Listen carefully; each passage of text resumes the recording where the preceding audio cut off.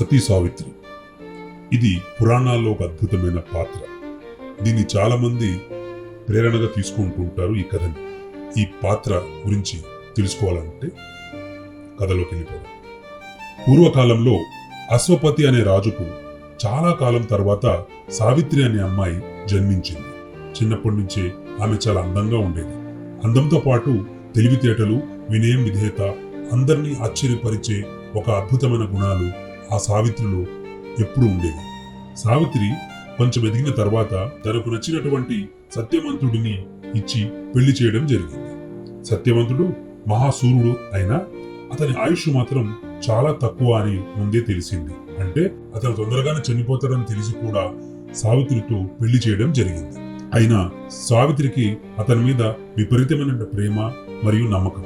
ధైర్యం ఉంటే ఏ కష్టం వచ్చినా గెలవగలము అనే నమ్మకం సావిత్రిలో ఎప్పుడూ ఉండేది. ఒకరోజు సత్యవంతుడు అడవిలో కూలిపోవడంతో యమధర్మరాజు ఆయన ప్రాణం తీసుకోవడానికి వచ్చాడు. ఆ సమయంలో చాలా మంది భయపడిపోయారు. అందరూ వెనక తిరిగి పారిపోయారు. యముడు వచ్చాడు ప్రాణాలు తీసుకోవడానికి అంటూ అందరూ పారిపోయారు. కానీ ఒక్క సావిత్రి మాత్రం అక్కడే నిలబడి ధైర్యంగా యముని వెంటే నడుస్తూ భక్తి, ధైర్యం తన మాటలతో యముని కూడా ప్రభావితం చేసింది.